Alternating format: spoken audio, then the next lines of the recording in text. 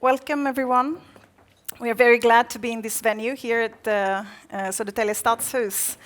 And those of you who were in Boden at the summit last year might remember that the architecture was a bit similar.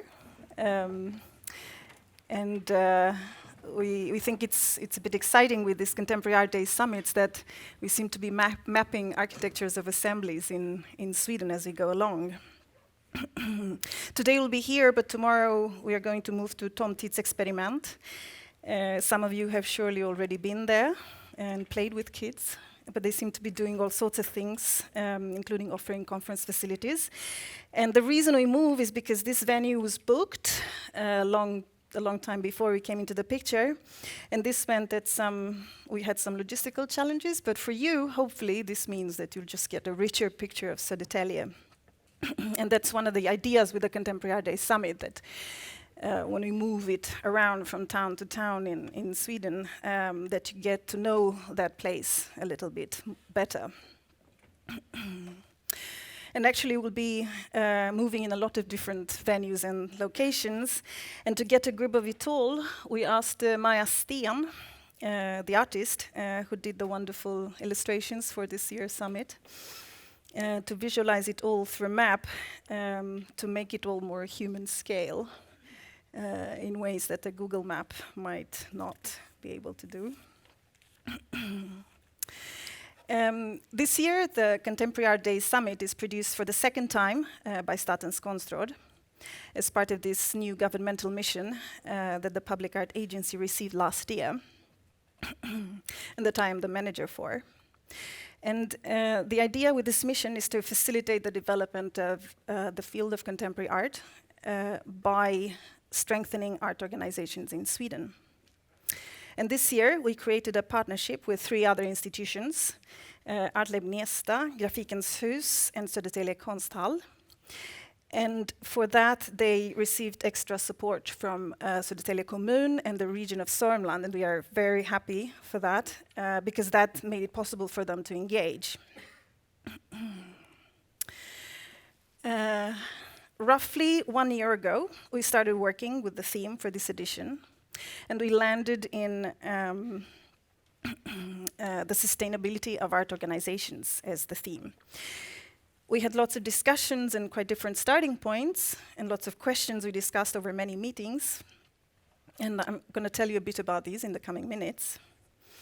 From last year's summit, we took with us what Julie Decker from Anchorage Museum spoke about when she realized that the organization of the museum had to change profoundly if they were going to keep being relevant for the changing demographics of Alaska. And the governance of the museum had to change. The way in which they built alliances with the indigenous population of Alaska and with other groups of people in the state had to change. How they thought of artistic practice, how they did research and selected artists, and of course the way in which they programmed had to change. And in order for them to keep being relevant for these uncertain times. And you can listen to her lecture on our website along with the others from last year. Another starting point for the theme this year was all the news of what was happening with colleagues working in art organizations around the country. Here you have a few quotes.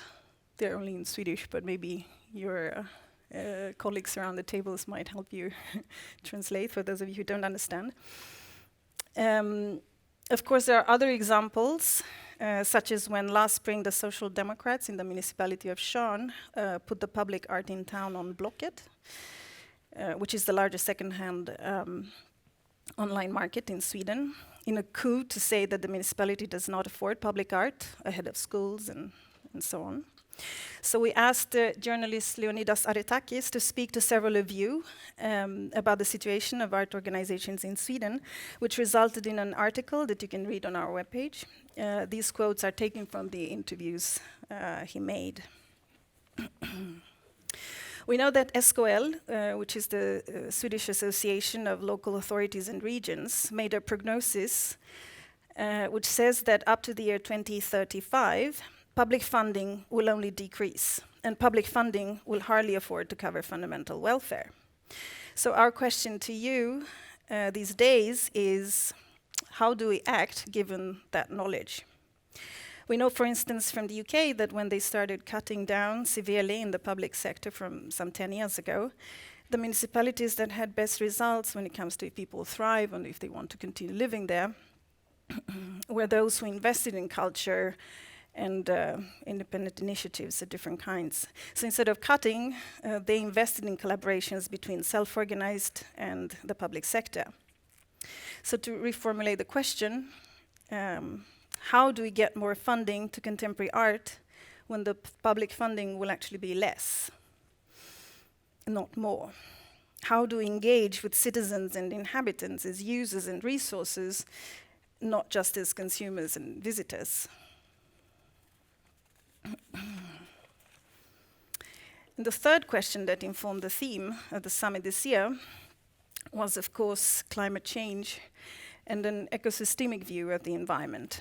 And this question is huge and affects everything we do when you think about it. So our focus has been again on what can art organizations do in order to create awareness about individual and societal responsibility as to fairness and equality in relation to environmental issues. What changes do art organizations need to undergo themselves in order to better meet contemporary climate changes? Because global climate changes impact, of course, migration, how we collaborate with each other as organizations, how we relate to resources, trade, how we produce food, what we eat, and so on. And the good news is that it turns out that there are a lot of things that we can do as art professionals with platforms such as art organizations. And no matter which workshop you'll choose to work in today, you're going to deal with several of these aspects. We will write summaries of each workshop, so you'll have an idea about what is happening in the other 6 or 7 that you're not going to work in. And my message to you is to not fear missing out, but rather enjoy missing out, as our friends from the Feminist Healthcare Research Group might put it.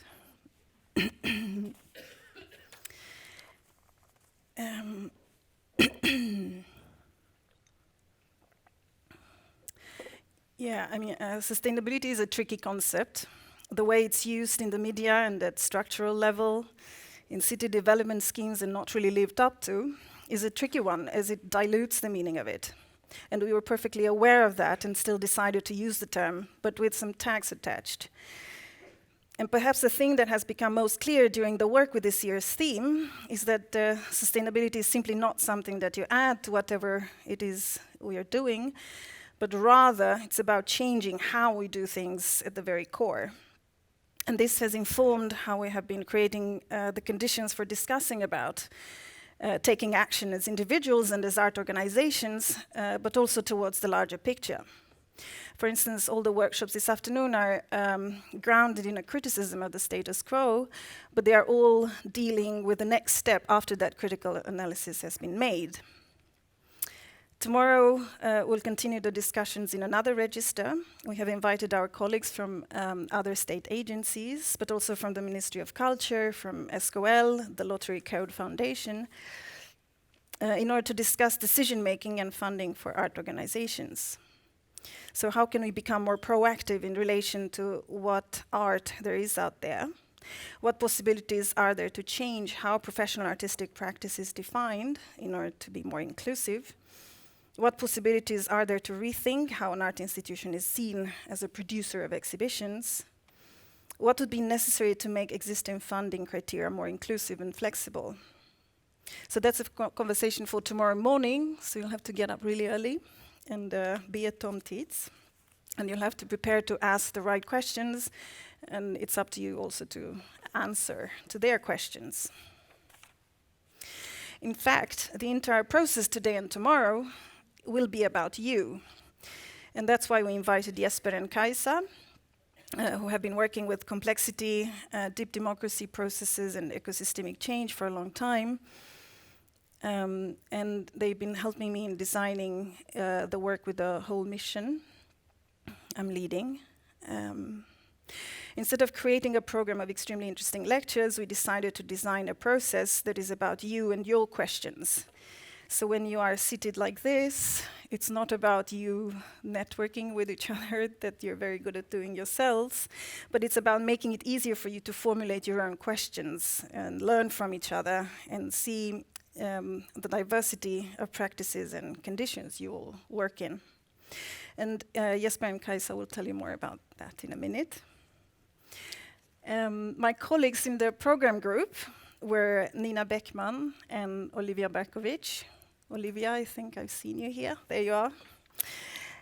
Sebastian, so they are from Grafikens Hus.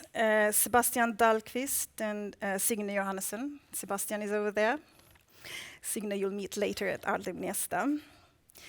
And Joanna Sandell from Södertälje Konsthall. There she is. Thank you for the great opening last night, by the way.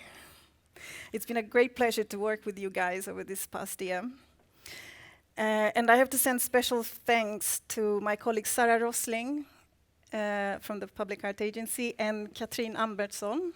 Where are you, Katrin? No, she's not here. But anyway, it's, you can turn to them if you have questions these days.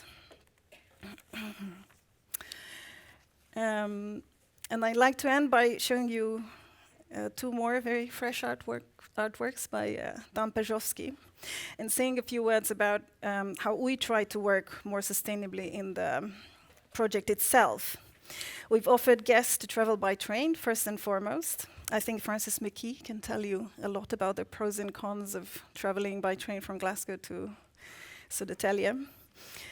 By train. We'll only serve vegan food, travel by collective transport, and so on. And I'd say the inquiry was, what do we have to start changing in our way of doing things in order for us to continue to meet physically while not destroying the planet? And we have, of course, to do a lot more. We're just starting to learn how to change and what it takes. And I'd say the greatest challenge has been so far to resist falling back on doing things as we usually do them, because it's more efficient, because it saves time, because the quality of the image will be better or the sound will be perfect if we rent this super expensive equipment instead of using what there is. I won't go through the whole list, but my point is that even if as individuals we can choose to live in ways that make the carbon footprint minimal, the challenge will be how to do that at structural level. And after testing a few things, we could only realize that it is possible, and it's just for us to decide to be consequent about it and go choose that road. And I'm very much looking forward to your conversations during these 2 days on what they will lead to, so that we don't fall back on business as usual and later edit our actions and statements. Thank you all for joining us, and enjoy these 2 days. Thank you.